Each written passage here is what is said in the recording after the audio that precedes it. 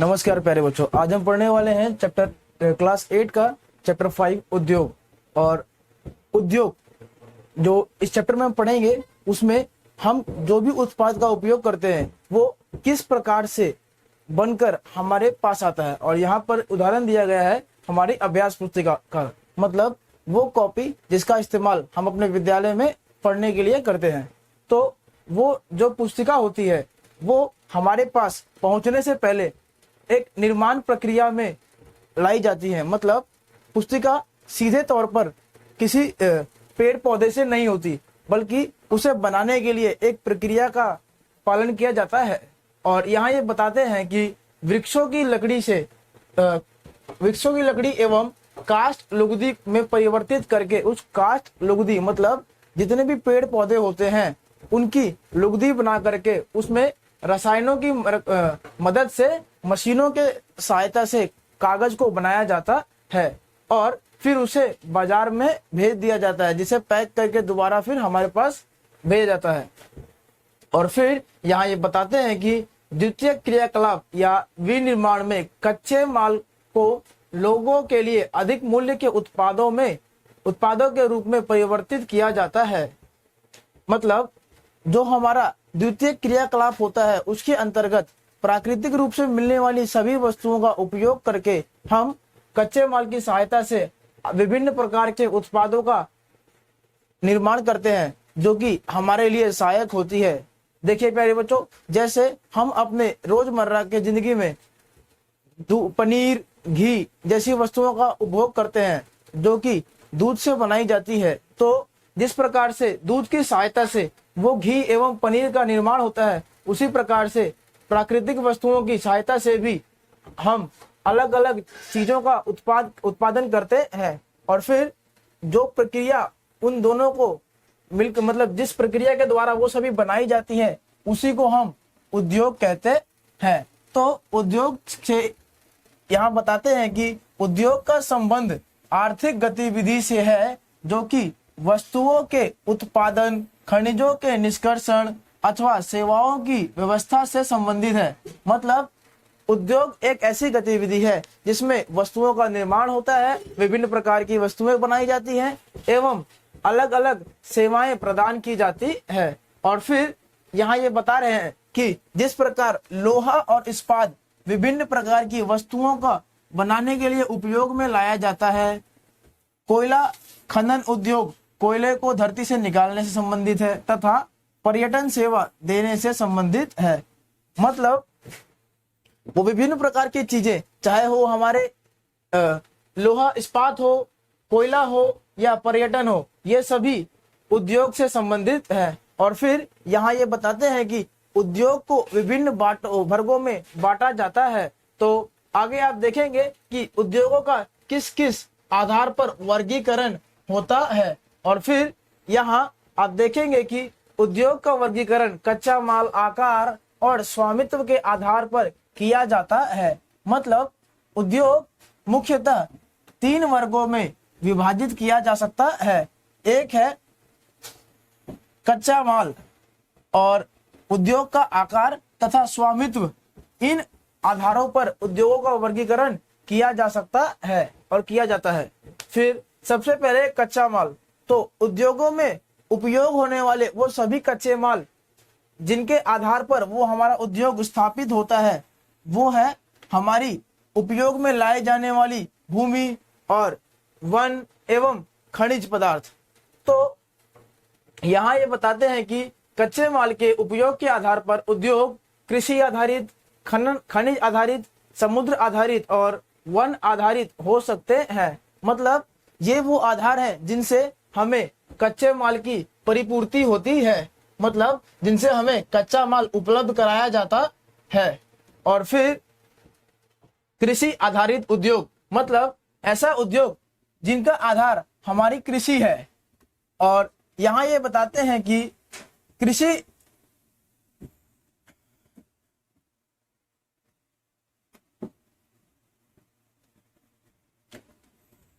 कच्चे माल के रूप में वनस्पति और जंतु आधारित उत्पादों का उपभोग करते हैं। खाद्य संसाधन, वनस्पति तेल, सूती वस्त्र, डेयरी उत्पाद और चर्म उद्योग कृषि आधारित उद्योग के उदाहरण है।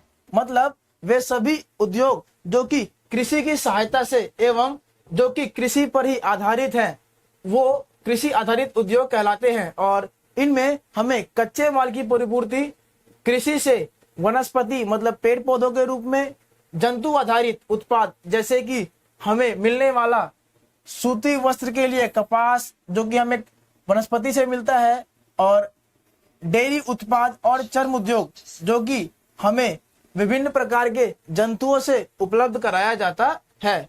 और फिर हमारा है खनिज आधारित उद्योग, मतलब ऐसे उद्योग जिनका आधार खनिज है। मतलब कि खनिज आधारित उद्योग प्राथमिक उद्योग जो कि खनिज अयस्कों का उपयोग कच्चे माल के रूप में करते हैं। मतलब खनिज आधारित उद्योग में सभी कच्चे माल हमें खनिजों के रूप में प्राप्त होते हैं। और फिर वो अयस्क जो कि जैसे लोहा, इस्पात, ये सभी अलग अलग उद्योगों में काम में लाए जाते हैं। और फिर यह कई अन्य उत्पादों के विनिर्माण के लिए कच्चे माल के रूप में उपयोग होते हैं। जैसे अगर आपका एक छोटा सा फैक्ट्री है जिसमें नट बोल्ट्स बनाते हैं, तो वो नट बोल्ट्स बनाने के लिए इस्तेमाल किया जाने वाला लोहा वो आपको खनिजों से ही प्राप्त होता है। तो जो खनिजों से प्राप्त होने वाले अयस्क होते हैं वो बड़े बड़े फैक्ट्रियों में कच्चे माल के रूप में इस्तेमाल किया जाता है। और फिर है समुद्र आधारित उद्योग, मतलब ऐसे उद्योग जिनका आधार समुद्र हो, मतलब जिनसे प्राप्त हो, उन उद्योगों को प्राप्त होने वाला कच्चा माल समुद्रों से ही प्राप्त होता है। और इसमें है आपका मत्स्य और तेल, मतलब समुद्र से मिलने वाली सभी वस्तुओं का जो इनका हम उपभोग करते हैं, और समुद्र से प्राप्त होने वाला तेल समुद्र आधारित उद्योग के कच्चे माल के उदाहरण है। और फिर है हमारा वन आधारित उद्योग, मतलब ऐसे उद्योग जिनका आधार वन होता है, और वन से हमें विभिन्न प्रकार के रसायन एवं विभिन्न प्रकार की वस्तुएं प्राप्त होती है। और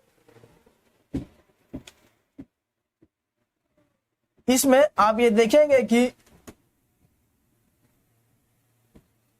वन आधारित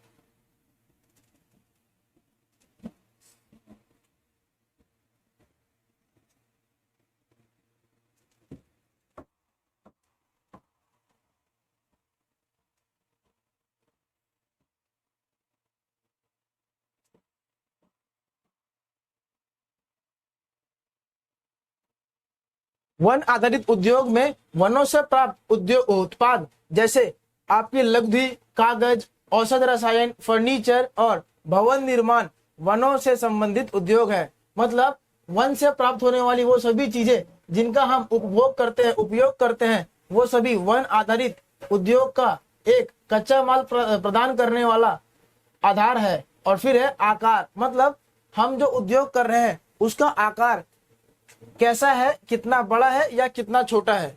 तो यहाँ ये बताते हैं कि आकारों के मुताबिक उद्योग के आकार का तात्पर्य निवेश की गई पूंजी की राशि, नियोजित लोगों की संख्या और उत्पादन की मात्रा से है। आकार के आधार पर उद्योग दो भागों में बांटा जा सकता है। मतलब हमारे उद्योग का आकार जितना बड़ा होगा उसमें निवेश पूंजी की राशि उतनी ही अधिक आवश्यकता होती है, एवं उसमें कार्यरत लोगों की संख्या भी अधिक संख्या की आवश्यकता होती है। और फिर यहाँ बोलते हैं कि आकारों के हिसाब से उद्योगों को दो वर्गों में बांटा जा सकता है, जिनमें आप ये देखेंगे कि एक है बृहद आकार के उद्योग और दूसरा है लघु आकार के उद्योग।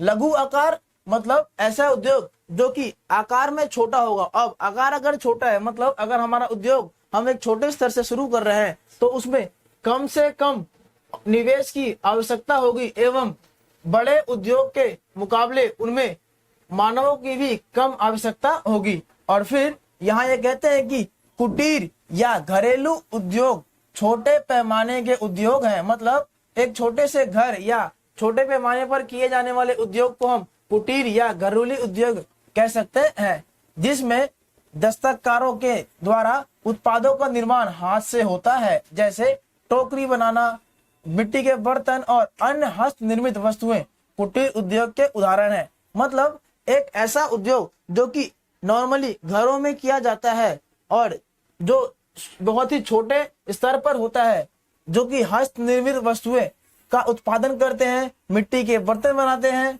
तथा टोकरी बुनते हैं। ये सभी कुटीर उद्योग यानी कि छोटे उद्योग के उदाहरण है। और बड़े पैमाने पर उद्योग में बड़े एक समय पर बहुत सारी वस्तुओं का निर्माण होता है। और इसमें यहाँ ये बताते हैं कि उनकी तुलना में छोटे पैमाने के उद्योग कम पूंजी व प्रौद्योगिकी का उपयोग करते हैं। बड़े पैमाने के उद्योग में पूंजी का निवेश अधिक और प्रयुक्त प्रौद्योगिकी उच्च स्तरीय होती है। रेशम बुनाई, खाद्य प्रक्रमण उद्योग लघु पैमाने के उद्योग है। मतलब रेशम से कपड़े बुनना एवं खाद्य प्रक्रमण मतलब खाने की चीजों को बनाना, ये सभी लघु उद्योग मतलब छोटे उद्योगों का एक उदाहरण है। और फिर है ऑटोमोबाइल और भारी मशीनों का उत्पादन।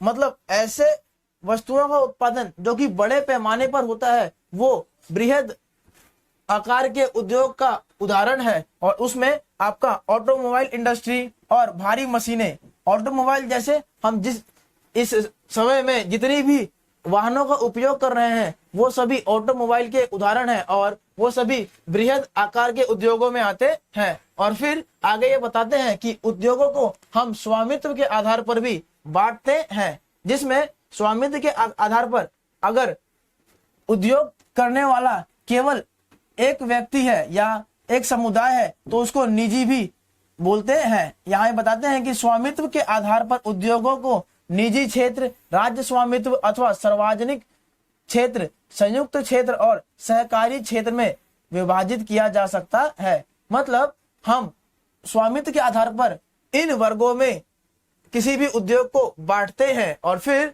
यहाँ ये बताते हैं कि निजी क्षेत्र वो क्षेत्र होता है जिसमें उद्योग का जो स्वामित्व होता है या संचालन होता है वो एक ही व्यक्ति द्वारा या एक व्यक्तियों के समूह द्वारा किया जाता है।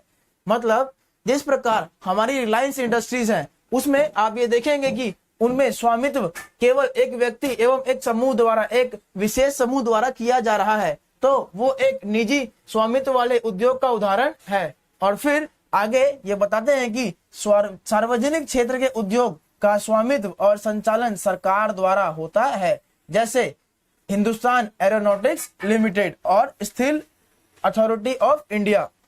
मतलब ये कहते हैं कि ऐसे उद्योग जो कि सार्वजनिक रूप से होते हैं उनका संचालन एवं उनका संचालन मतलब उन्हें सरकार द्वारा चलाया जाता है। और इसके दो उदाहरण, एक है आपका हिंदुस्तान एरोनॉटिक लिमिटेड मतलब और दूसरा है स्टील अथॉरिटी ऑफ इंडिया। ये दोनों उदाहरण आपके सार्वजनिक क्षेत्र के उद्योग का है जिनका स्वामित्व एवं संचालन दोनों ही सरकार द्वारा किया जाता है। और फिर है संयुक्त क्षेत्र के उद्योग, मतलब ऐसे उद्योग जो कि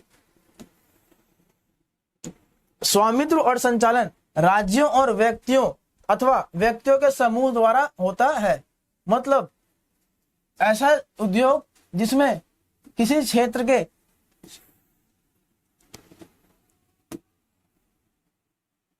स्वामित्व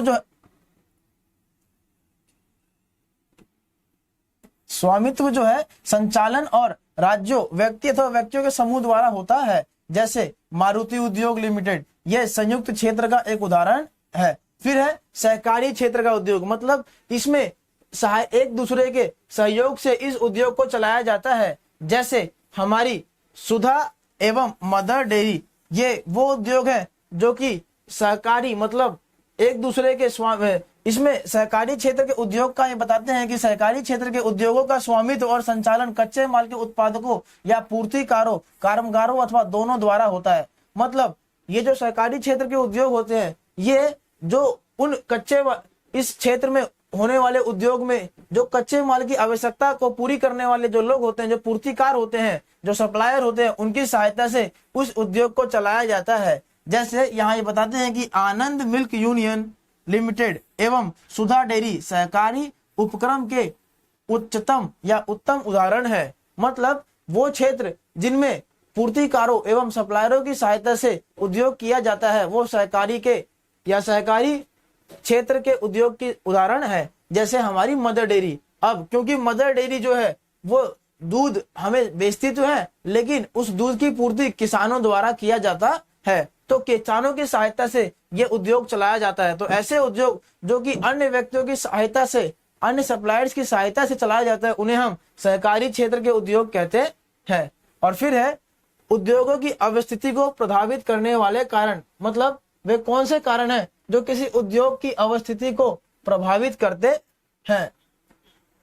और फिर यहाँ ये बोलते हैं कि वे कारक जो उद्योग की अवस्थिति को प्रभावित करते हैं, जैसे कच्चे माल की उपलब्धता, जल, भूमि, श्रम, पूंजी, शक्ति, परिवहन और बाजार, मतलब वे सभी चीजें जिनके कारण हमारा उद्योग प्रभावित होता है। और उसमें आप ये देखेंगे कि ये कुछ हमारे कारण हैं जो कि जिनसे हमारा उद्योग प्रभावित होता है, और इनकी उपलब्धता ही या इनकी जो एक समय पर पूर्ति ही किसी उद्योग को बढ़ाने में और जल्दी से जल्दी फैलने में सहायक होती है। क्योंकि अगर जिस क्षेत्र में हम उद्योग कर रहे हैं वहां पर हमें कच्चे माल की पूर्ण रूप से उपलब्धता है, तो उसके निर्माण की लागत में कमी आने में वो सहायक होती है, तथा जल और श्रम भी बहुत महत्वपूर्ण कारक हैं। और फिर यहाँ बताते हैं कि उद्योग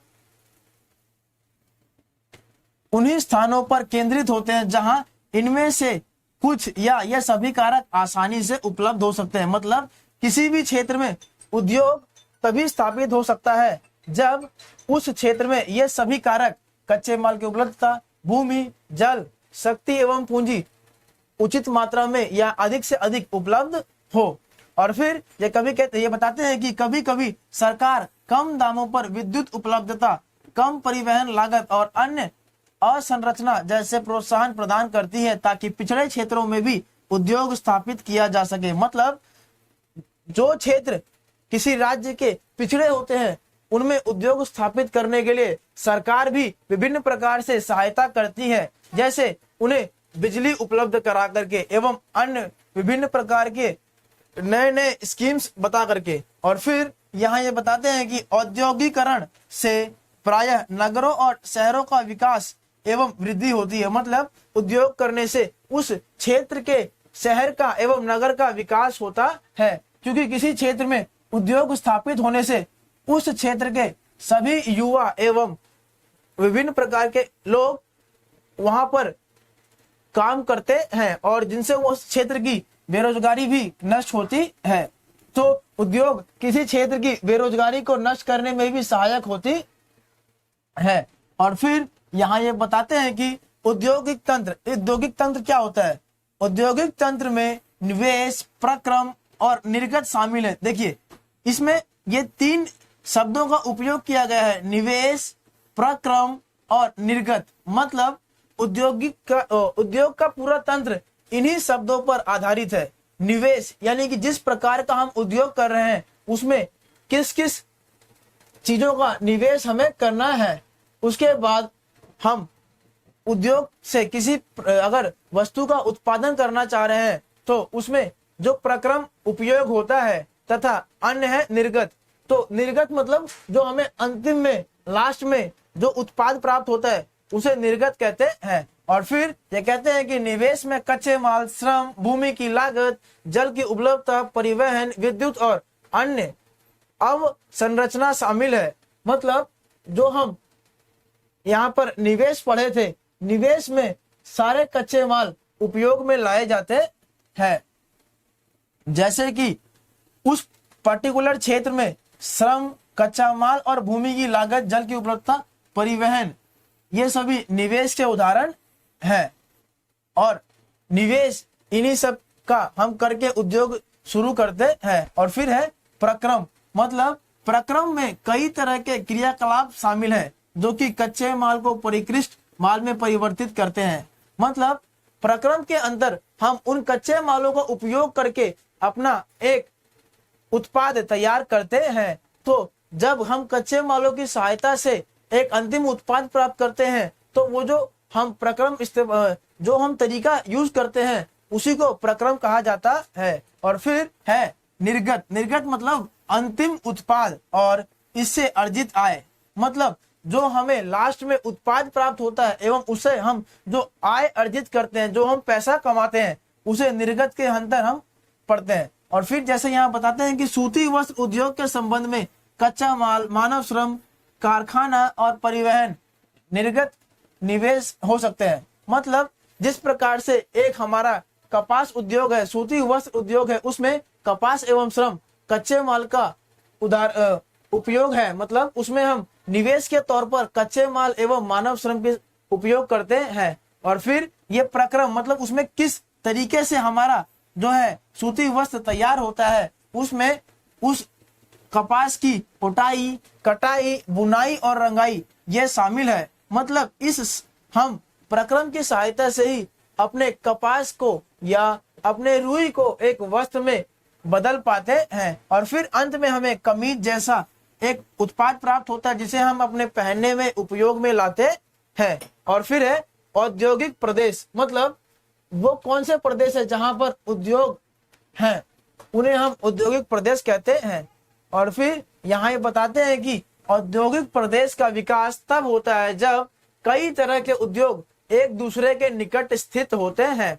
मतलब अब किसी एक विशेष प्रदेश में अगर विभिन्न प्रकार के उद्योग स्थापित हो तो उस प्रदेश का विकास होता है, क्योंकि केवल एक उद्योग से उसका विकास संभव नहीं है। जैसे एक उद्योग में उपयोग लाए जाने वाले आगत या कच्चे माल विभिन्न उद्योगों से हमें प्राप्त होते हैं, तो अगर वो सभी उद्योग आपस में और पास पास हो तो एक दूसरे की सहायता से वो उद्योग काफी ज्यादा विकास करेंगे। और फिर यहाँ ये बताते हैं कि विश्व के प्रमुख औद्योगिक प्रदेश पूर्वोत्तर अमेरिका, पश्चिम और मध्य यूरोप, पूर्वी यूरोप और पूर्वी एशिया है।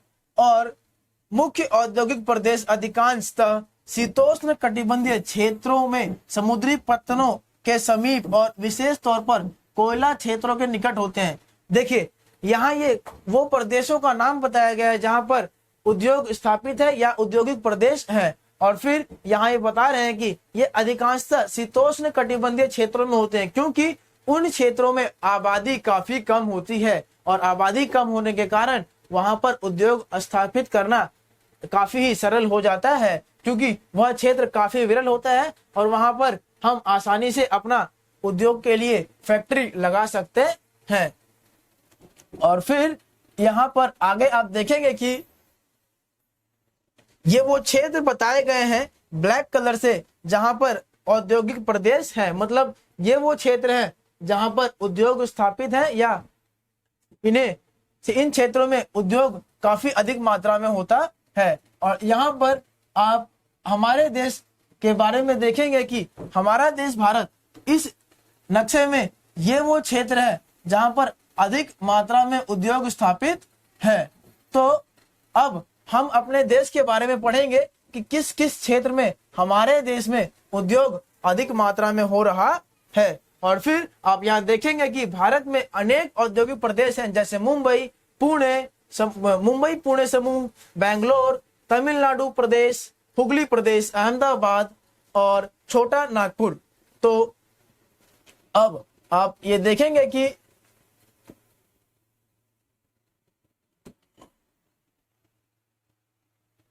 ये वो कुछ प्रदेश हैं जहां पर हमारे देश में उद्योग स्थापित है या इन प्रदेशों में उद्योग काफी अधिक मात्रा में होता है। तो ये हमारे देश के औद्योगिक प्रदेश है। और आज का वीडियो यहीं तक समाप्त हुआ। धन्यवाद।